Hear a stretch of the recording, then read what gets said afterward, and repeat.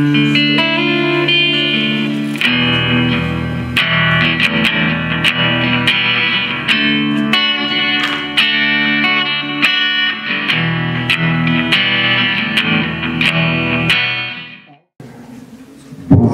à toutes et à tous, bienvenue.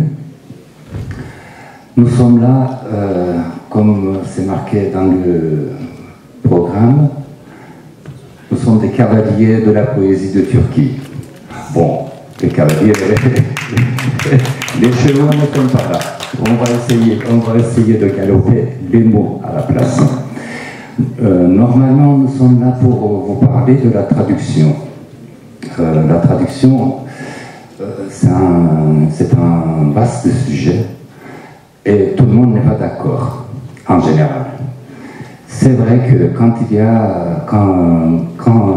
les mots voyagent d'une langue à l'autre, ils perdent toujours un peu de sens. Et c'est pour ça que les traducteurs sont un peu traités de traîtres. Je trouve ce mot traître très fort, trop fort même d'ailleurs. À la place, je préfère dire l'infidélité involontaire. Donc, en général, le traducteur n'est pas infidèle volontairement. Il y a beaucoup de théories qui disent la poésie, surtout la poésie, ne peut pas être traduite. Il y a des théories, oui, pourquoi pas. Il y a des théories qui disent il y a des poèmes traduisibles, il y a des poèmes intraduisibles. C'est vrai que, comme je disais, si on commence à parler de la traduction, on peut passer des heures et des heures, et on nous a accordé que quelques minutes. Donc on va laisser ce genre de discussion un peu ennuyeuse aux académiciens et on va vous lire des poèmes, on va traduire le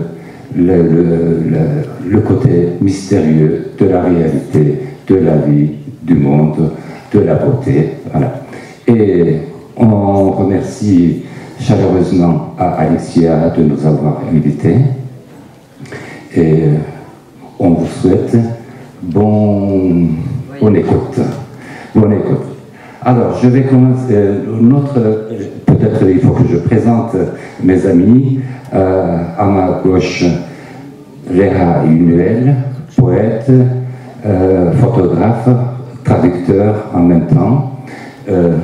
Moi, voilà, je suis poète, traducteur aussi. Mehmet Baouch, à ma droite, poète, traducteur aussi, qui fait des bonnes traductions. Presque, pour moi, c'est impossible, mais il arrive, il réussit. Voilà, pour traduire antenne à marteau, il faut le faire. Alors, c'est pas donné à tout le monde. Donc, Hilmina, notre ami, il est poète, en même temps musicien.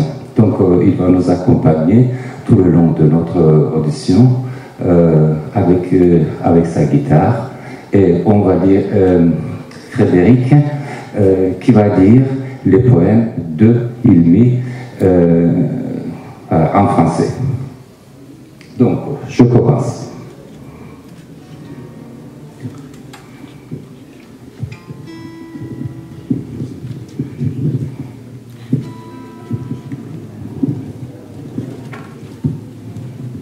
Grief. Rimbaud. J'ai su ce que tu as dit, j'ai fait de moi un autre. Mais pourquoi? Le même chemin que je prends avec l'autre ne mène-t-il pas au même endroit? Nous parlons avec les mêmes mots, mais ils se chargent d'un autre sens pour moi et pour l'autre.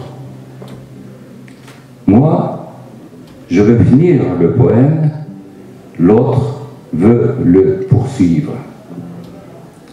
Nous déclenchons encore des guerres après la signature de tant de pactes de paix, soldats de l'armée de la même langue, nous tirons l'un sur l'autre.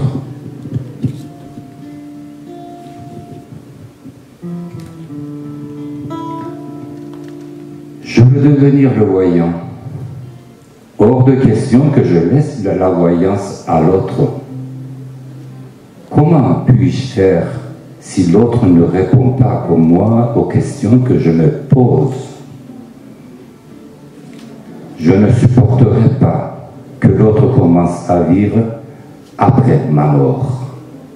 Rimbaud, depuis que j'ai suivi ce que tu as dit, ma langue est une saison en enfer. Merci.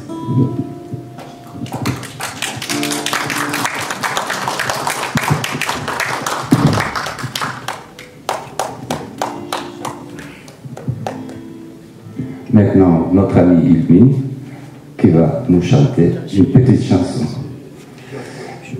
Il est un peu embêté parce qu'il n'a pas d'ampli. Donc voilà, on va essayer de vous faire écouter jusqu'au dernier rang.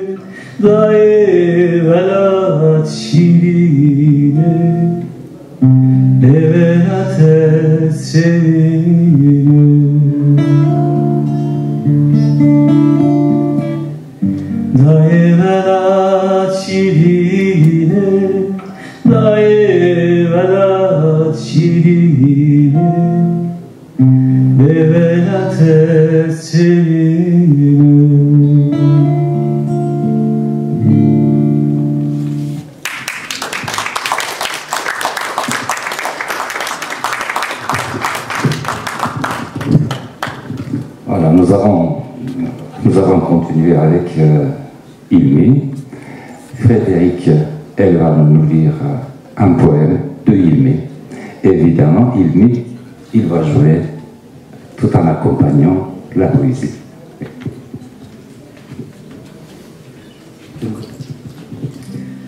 Ma solitude, ô mes multiplications introspectives, illumine mes ombres. Protège-moi de la futilité et de la noirceur de la vie. Dans une chambre d'hôtel d'une ville humide et venteuse, mes pieds sur le seuil du temps présent. Le grondement de l'autoroute frappe à ma fenêtre par vagues. Il y a encore des gens s'en allant, et des revenants aussi. Je dis que la vie est une volte triste. Regarde, l'automne est revenu. Oh, comme il est beau le temps revenu. Les nuages passent doucement à la lueur de la bougie tremblante. Est-ce les feuilles qui tombent ou les traits de mon visage quand les fourmis traversent le sommeil inquiet d'un pigeon? Mon passé et mon présent sont dans un tourbillon. Qu'est-ce qui s'érode en moi maintenant? Et qu'est-ce qui recommence? Devant la moisissure de quel mur fait-elle naître ma gêne? Si je parle, je deviens mélancolie. Si je ris, tristesse. Depuis combien de temps je cherche le sommeil à l'insu de moi-même? C'est une avalanche en moi. Dans ces nuits, soit je m'ajoute au noir, soit je retarde l'arc-en-ciel à ma vitre du petit matin. La voix et la couleur du temps s'installent à la saison migratoire. Sous l'arbre pâle, la pluie d'automne commence. Oh, et moi dans ces nuits-là.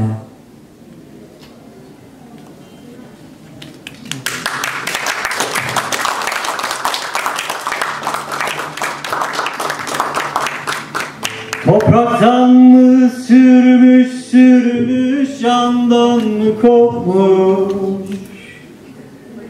Açar yeri veren kan çiçekleri. Türkü mü şiir mi ağıt mı yoksa?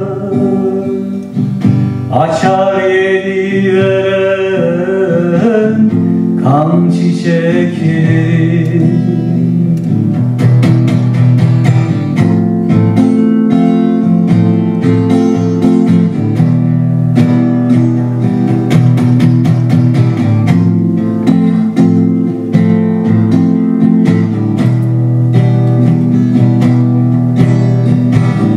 Bölük bölük olmuş çaylar dereler.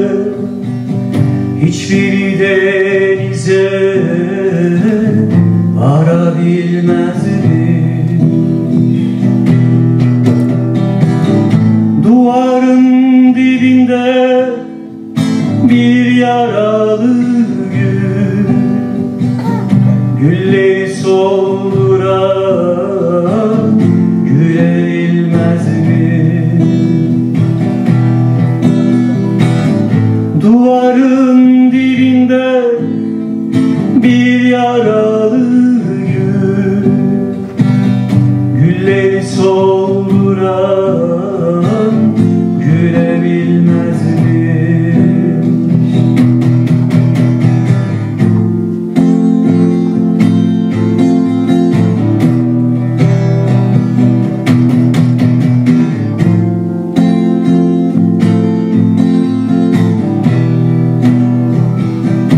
Şehrin üstünü duman sis almış, tomurcuk çiçekler kana belenmiş. Dağlar çiçek açmış, usta dert açmış. Umudun goncası kan çiçekleri.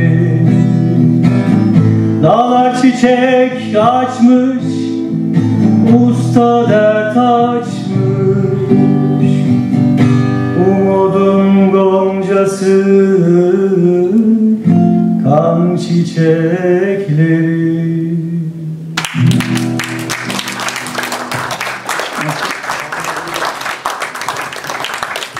Voilà, maintenant, merci beaucoup, Ilmi. On va continuer avec Mehmet. Alors moi, je voudrais aussi dire quelques mots en ce qui concerne la traduction. Effectivement, c'est une tentative de faire passer, c'est une tentative de passage d'une langue à l'autre. Mais il y a des impossibilités. La traduction, c'est un renoncement. Alors, on renonce à beaucoup de choses. Quand on essaie de faire passer la poésie d'une langue à l'autre, on laisse beaucoup de choses derrière nous. Par la force des choses, parce que chaque langue a son point de vue. Chaque langue est une façon de voir le monde. Et son rapport à la vie au monde est différent. Et du coup, sa musique aussi, on laisse derrière. Je vais vous citer Antonin Artaud, qui a traduit un roman anglais qui n'avait rien à voir, à l'arrivée, qui n'avait rien à voir avec le texte de départ. Alors, il s'est justifié en disant que la traduction, c'était juste une tentative de recréer l'atmosphère du texte du début dans le texte arrivé. Voilà.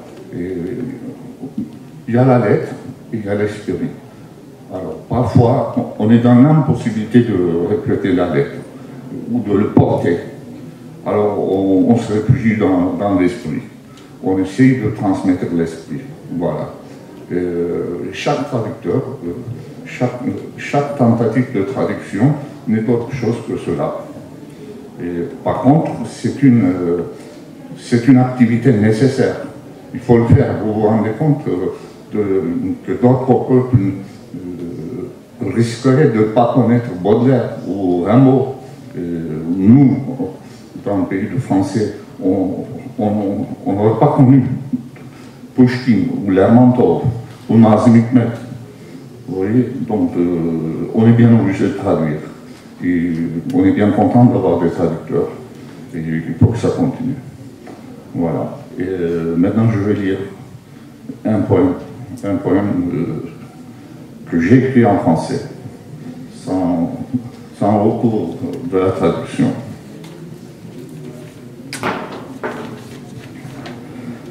La braise d'une cigarette s'allume, puis s'éteint, pour m'entendre mes amours s'encercler. Dans le mot qui jaillit du chemin, je range la distance qui m'en sépare. Je tends la toile, réfléchis, pense aux gens qui ont mal fini, avec des choses mortes qui crissent autour. Je me dis, ce n'est qu'un jour de plus au monde. Le sang bout sous l'acide, des baumes dans le flot, des fleurs déchiquetées. Les boyaux scintillants sont étendus sur le manche. Une table dressée pour la scène. Le seul souci du perdu, ne rien faire qui rompit l'équilibre. Les blagues pullulent parmi les soleils pourris, le sucre et le sang, dans la convention de leur affrontement, se laissent toiser en silence jusqu'à la déflagration. C'est le monde d'abord qui laisse échapper un souffle, puis la volonté, enfin libre, hurle. La parole n'en finit plus de couler, blanche de sa chaleur.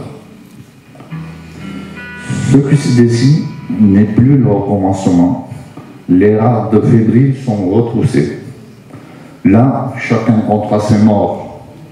Et on finira tous dans la même traversée où nos peurs sont déterrées. L'enfant s'accroche au pan de la jupe de sa mère, attend l'appel d'un prénom, un battement d'aile dans sa peur, le rampement des nuages. Mais que vaut les mouches tombées de la mémoire qui nous lie? Qu'attend l'oubli qui couvre autour? Partir est une chose de la nuit qui se répète joyeusement de la défaite.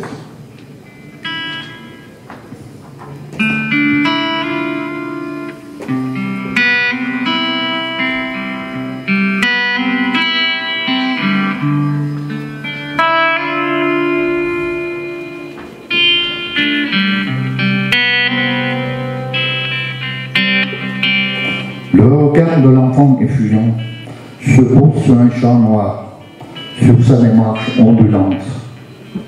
Tout est fait de morceaux de rêve, ajustés à la hâte au réveil. Tout est figuré. Les choses se font, ne cherchent pas de cohérence.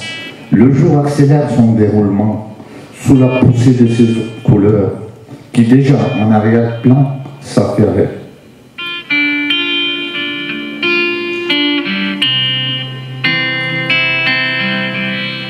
Ça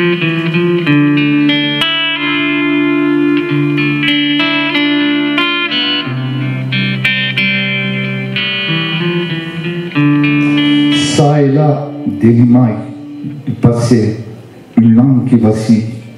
Le temps est encore chancelant.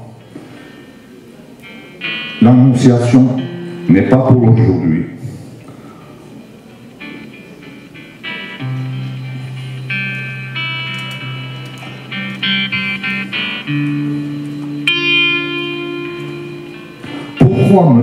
Pourquoi me tuer, demande l'autre. Parce que la raison me dépasse. Oh mon enfant, la douceur s'écrit dans le sang. Puis le pourquoi qu'on multiplie finit par nous y assigner.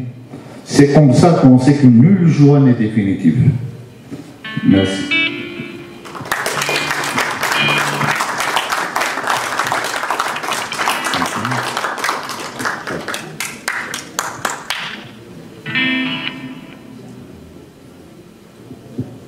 Voilà, on continue toujours avec Ilmé.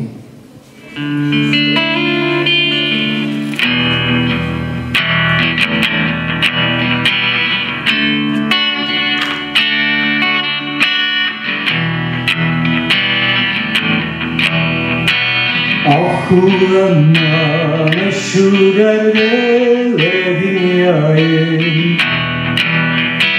Çandas kuşsun, çandas gülme ve belayı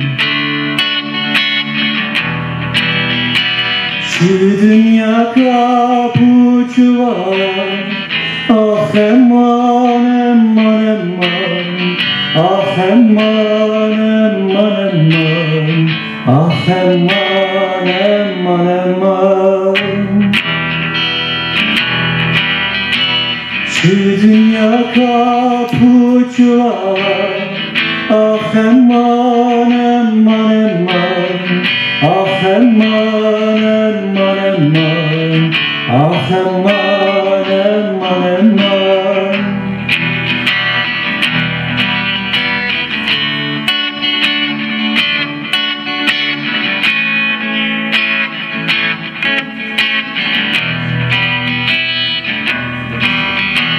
Benim darkınım, hasti kırme vezeli Heşmındı bir galaçu veri Nasıl ağık ne döneri Ah eman eman eman Ah eman eman eman Ah eman eman eman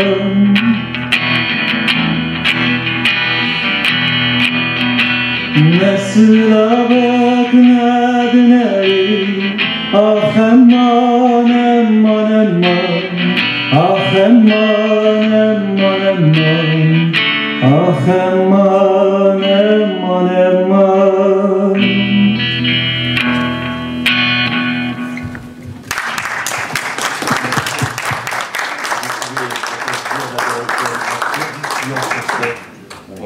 Voilà. Ça marche. Oui, alors, sur une demande, on va faire comme ça. Avant de passer la parole à Reha, je dois dire qu'il va dire d'abord son poème en turc, après en français, hein, pour écouter aussi la chanson, la musicalité de la langue turque. Voilà, c'est à toi. Merci beaucoup. Donc j'aimerais bien aussi dire quelques mots sur la traduction, bien évidemment. Déjà comme Octavio Paz disait en 1975, l'expression même, c'est la traduction. Ce qu'on essaie de traduire nos émotions, nos pensées. Donc pour moi, c'est la traduction n'est pas seulement une histoire de logistique, mais c'est essentiel. D'ailleurs, c'est pour ça que c'est toute la compréhension, ou ma compréhension, ça vient de cette histoire de traduction. On n'arrive pas à nous exprimer comme il faut. C'est un désespoir de langue. Deuxièmement, dans ma poésie surtout, dans ma traduction, il n'y a pas une seule traduction.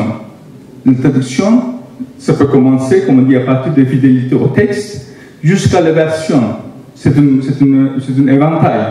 Et il n'y a pas une seule traduction non plus.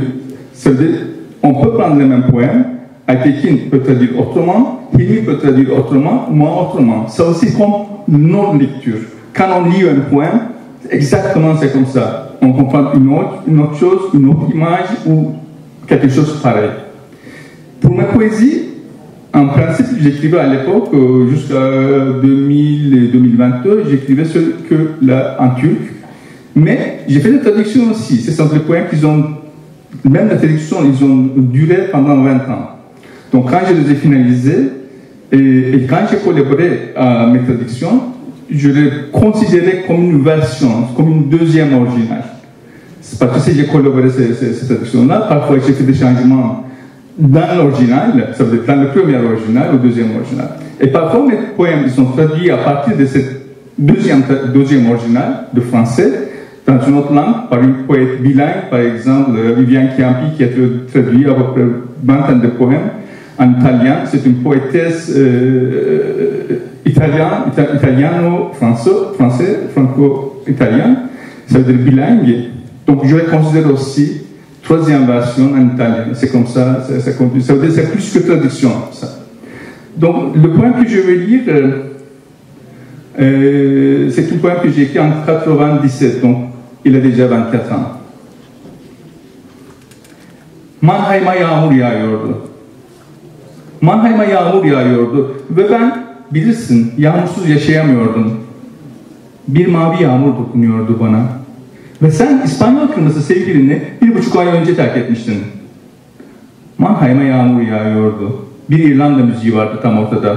Ben sırılsıklandım. Sen de uğulayan o güzel müzikti. Ve ben şarabı hala içmek için içiyordum. Tatmak için değil. Sense farklıydın. Tatmak için bekliyordum seni. Kumarda kaybedilmiştim. Zarlarım kırıktı. Şah çekilmişti şahıma. Mannheim'a yağmur yağıyordu. Bana sana o İrlanda müziği. Ne derlerse desinler ıslaktım, ıpıslak. Kağıtlarımsa hiç sorma. Yeşil çuhalı bir masada bir don bir gömlektim. Dünyanın tüm biralarını deniyorum sırayla. Sarhoştum ama devrilmiş değildim. Gökte ışıklardan bir top oluşmuştu gecede. Sarhoştum. Kapitalistin Allah'ı, komünistin peygamberiydim. Çelişki annemdi. Sırrın teki işgal etmişti görüntümüzü. Sırık da sırıktı hani. Eşek oğlu eşeğe zıplayarak geçti kıyısından. Sırık öfkeliydi. Mannheim bende kaybolmuştu. Ben Mannheim'de kaybolmuştum. Sırıksa 2 arada bir derede kaybolmuştu. Anasını satmıştım sırrın işte. Gökyüzünde pamuk tarlaları vardı toplanmamış. Ben topladım. Canım sıkkındı. Sarhoştum. İçim acıyordu. Mannheim'a yağmur yağıyordu. Şarkı söylüyordum. Bir korna çaldı. Kornayı çalana, kornayı icat edene, kornayı kullanana, sevene, hürmet edene, kornanın ebesini Allah'ına kadar söyledim. Korna şarkımı kırmıştı. Mannheim'a yağmur yağıyordu. Bir uçağın pencere kenarındaydım. Kanadında yürünmemesi rica olunur yazılıydı. Trenlerdeki pencereden sarkılmaması rica olunur cinsinden. Adet yerini bulsun diye belki de. Bilmem kaç bin fit yükseklikte uçağımın kanadında yürüdüm. Ardından açtığım pencereyi kapattı bir hostes alaylı bir gülümsemeyle. Mannheim'a yağmur yağıyordu. Sahnede bir İrlanda müziği ağlıyordu. Ben münasip bir yerde atladım uçaktan. Gözlerimi Mannheim'a dökmüştüm. Mannheim'a yağmur çökmüştü. Ben Mannheim'de çökmüştüm. Mannheim'a yağmur yağıyordu. Donc je vais faire une version avec ce poème, avec la ville. Il pleuvait sur Valbonne. Il pleuvait sur Valbonne. Et moi, tu me connais. Je ne pouvais vivre sans pluie. Une pluie bleue me touchait. Et toi, tu avais quitté ton amant, le métis espagnol, le mois et demi auparavant. Il pleuvait sur Valbonne. Tout au milieu, une musique irlandaise jouait. J'étais mouillé. Toi aussi. La musique gémissait en toi aussi. Je ne buvais le vin que pour boire encore. Et non pour le savourer. Toi, tu étais différente. J'attendais de te savourer. J'avais perdu ma mise, mes dés étaient pipés. On avait dit échec à mon roi. Il pleuvait sur Valbonne, tu pleuvais sur moi. La musique irlandaise sur toi. Quoi qu'ils aient pu dire, j'étais toute mouillée. Ne me parle pas de mes cartes. Je jouais ma dernière chemise sur le tapis vert. Je goûtais toutes les bières du monde. J'étais sous, mais je ne suis pas tombé. Au ciel, un ballon de lumière était apparu dans la nuit. J'étais sous. J'étais le dieu des capitalistes, le prophète des communistes. La contradiction était ma mère. Un grand dadais a envoyé notre champ de vision. C'était vraiment une grande dadais. On est passé devant ce béné en sautillant. Le dadais était furieux. Valbonne était perdu en moi, j'étais perdu en Valbonne. Et le dadais était perdu entre le temps et nous. Voilà, j'avais réussi à m'en débarrasser. Il y avait des champs de coton qui n'avaient pas été cueillis. Je les cueillis. Je m'ennuyais, j'étais sous, j'avais mal en moi. Il pleuvait sur Valbonne. Alors que je chantais, un klaxon a klaxonné. J'ai insulté le klaxon, celui qui a klaxonné, celui qui l'a inventé, celui qui l'utilise, qui l'aime, qui le respecte, qui l'a mis au monde jusqu'à son Dieu. Le klaxon avait brisé ma chanson. Il pleuvait sur le Valbonne. Dans l'avion, moi, j'étais aussi assis à côté de hublot. Il était écrit « Ne pas marcher sur l'aile ». Comme dans les trains, ne pas se pencher par la fenêtre, pour que les usages persistent peut-être. Je ne sais à quelle hauteur, j'ai marché sur l'aile de l'avion. Une hôtesse de l'air a fermé derrière moi avec un sourire moqueur le hublot que j'avais ouvert. Il pleuvait sur le Valbonne. Sur les scènes, la musique irlandaise pleurait. Dès que j'ai pu, j'ai sauté de l'avion. J'avais versé toutes mes larmes à Valbonne. Sur Valbonne, la pluie était déversée. La pluie m'avait déversé. Il pleuvait sur Valbonne. Voilà, merci.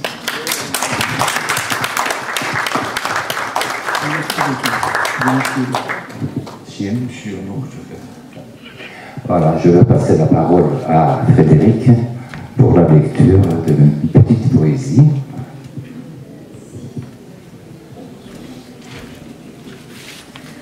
La digue. Elle est tombée dans la cour de détention, une hirondelle dont l'aile est cassée. Elle voulait franchir les murs élevés. Comme elle n'y arriva pas, elle se tua en se frappant contre les murs. Je l'ai vu, et aussi le gardien. Depuis ce jour, je porte le deuil de l'hirondelle et de mes amis tombés à ses côtés.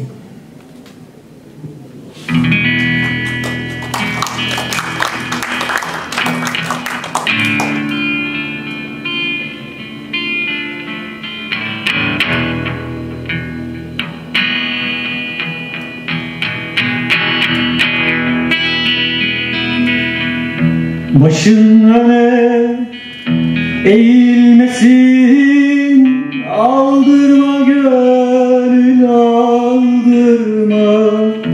Başın öne eğilmesin, aldırma gönül aldırma. Ağladım duyulmasın,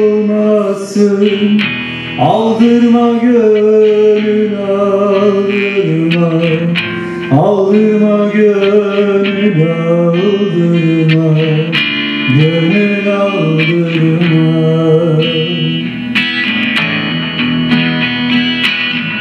Ağladım duyulmasın, aldırma gönül aldırma.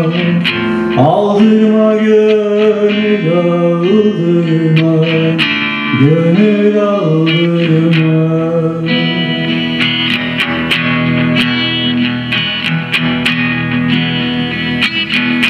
Dışarıda deli dalgalar gelip duvarları yalar. Dışarıda deli dalgalar gelip duvarları yalar. Seni bu sesler oyalar. Aldırma gönül aldırma, aldırma gönül aldırma, gönül aldırma. Seni bu sesler oyalar, aldırma gönül aldırma, aldırma gönül aldırma, gönül aldırma.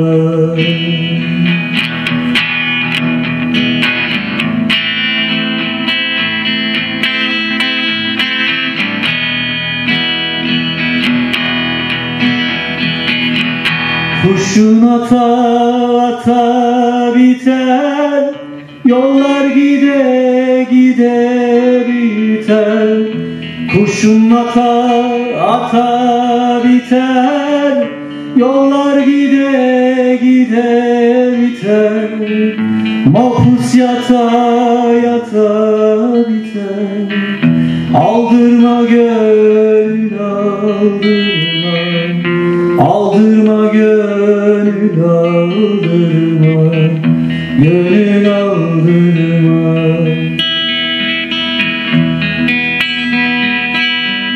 Mahpus yata yata biter, aldırma gönül aldırma, aldırma gönül aldırma, gönül aldırma.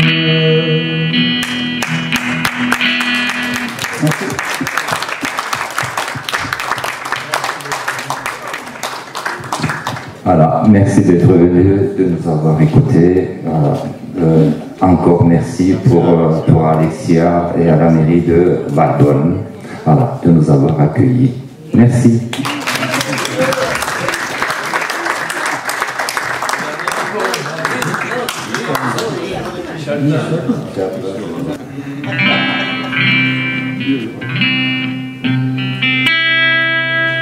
Dernière chanson, est une chanson kurde.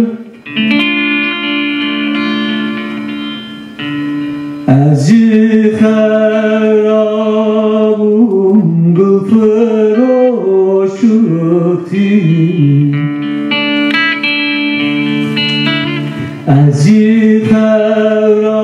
Azifirabum gıfıroşukti.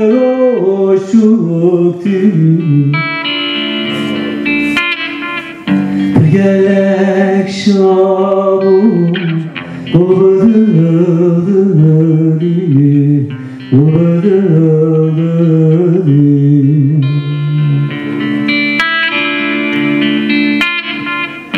Gelek şabum ubadıldı, ubadıldı.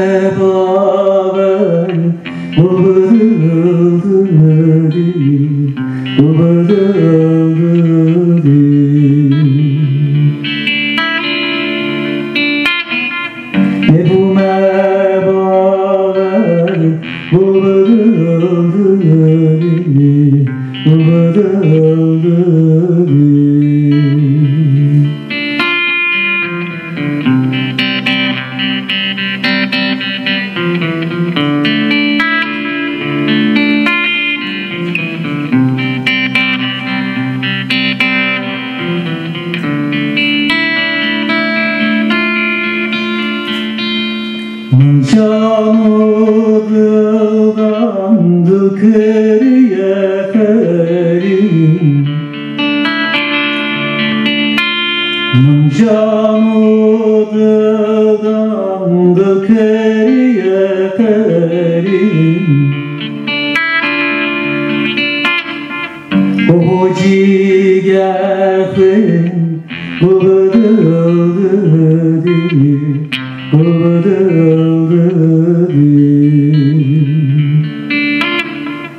오지가 오